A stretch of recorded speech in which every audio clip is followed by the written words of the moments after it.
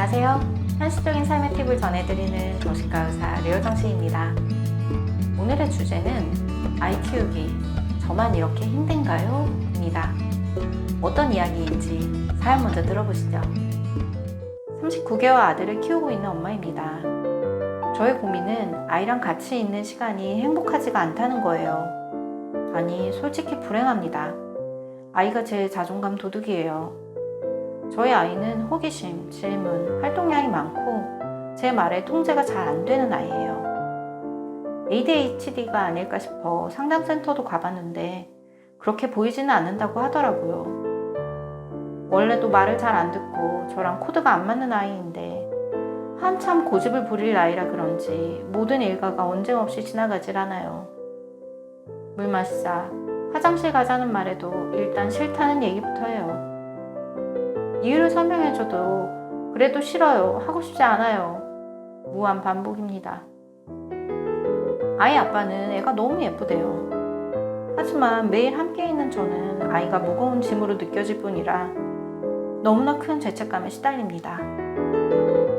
직업이면 그만둘 수라도 있겠는데 엄마 노릇은 그럴 수 없잖아요. 이러지도 못하고 저러지도 못하고 덫에 걸려서 죽어가는 느낌입니다.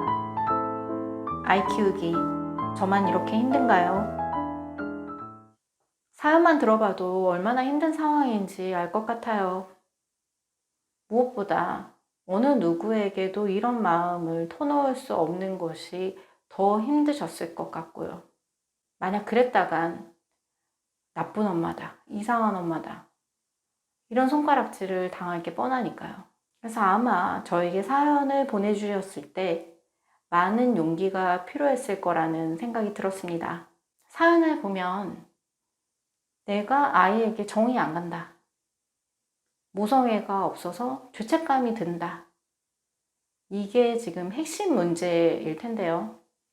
이게 문제가 되는 이유는 사연을 보내주신 분 스스로가 엄마라면 당연히 언제나 아이가 예쁘고 사랑스러워야 된다. 그게 정상이다. 이렇게 생각하기 때문입니다.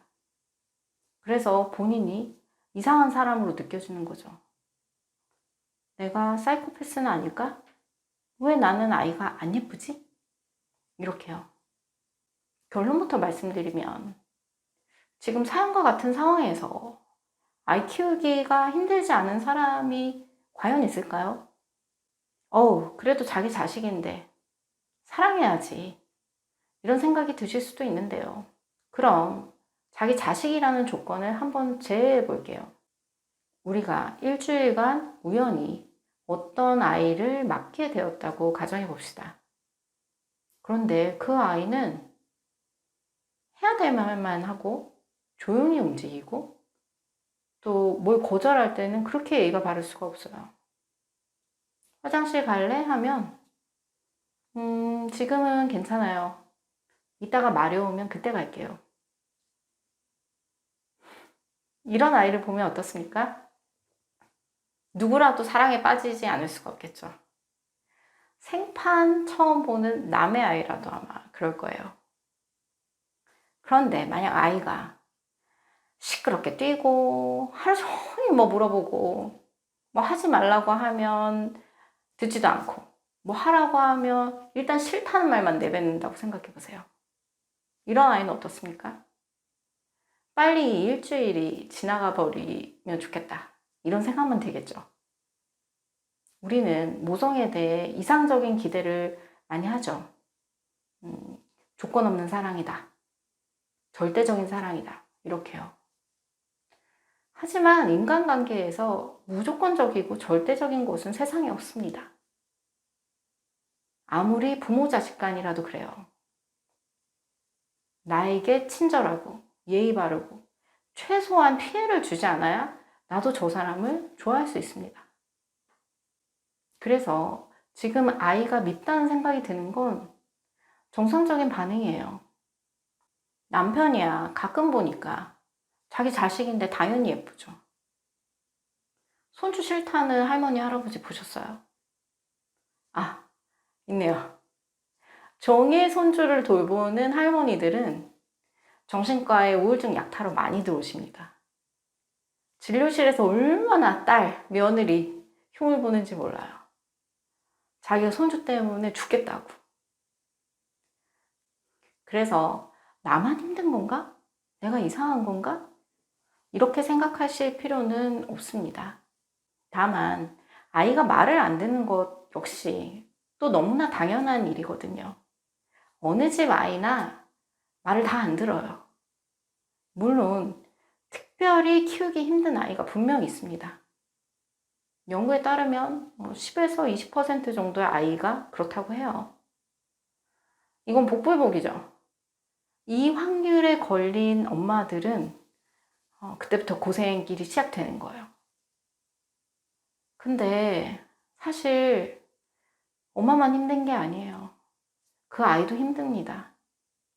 자기는 그냥 있는 그대로 행동했을 뿐인데 또 엄마의 마음을 어떻게 하면 얻을 수 있을지 아직 어리니까 알 수도 없고 영문도 모른 채 긴 시간을 외롭게 보내게 되는 거예요.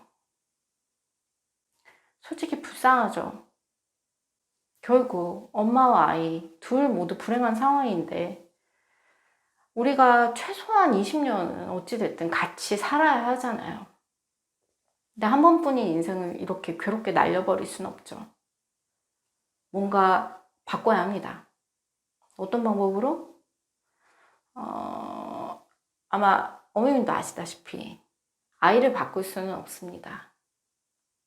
그러면 어쩔 수 없죠. 내가 바뀌어야죠. 어머님이 뭘 노력해야 하느냐? 글쎄요. 좀 사연을 보니까 이미 노력을 너무 많이 하셨어요. 오죽하면 상담센터까지 가셨겠어요. 그동안 진짜 고생 많으셨거든요.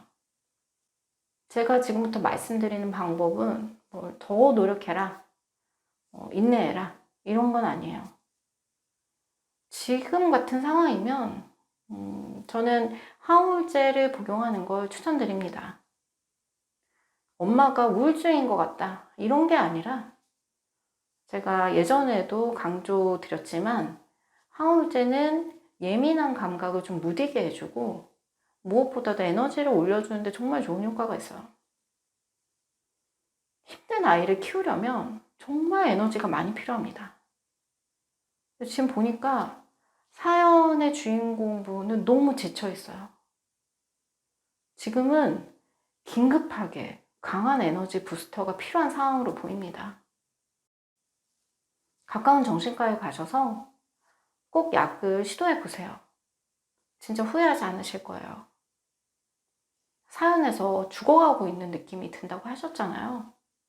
더 이상 잃을 것도 없어요. 고민할 문제가 아닙니다. 언제나 인간관계가 어렵죠. 가장 가까운 사이라는 부모 자식 사이도 그렇습니다. 오히려 가장 가깝기 때문에 가장 괴로운 사이가 될 수도 있죠. 정도의 차이가 있을 뿐 우리가 예전에 겪었거나 지금 겪고 있는 문제와 아마 크게 다르지 않을 겁니다. 여러분의 고민 해결에 이 영상이 조금이나마 도움이 되었으면 좋겠습니다. 시청해주셔서 감사합니다. 편안한 하루 보내세요.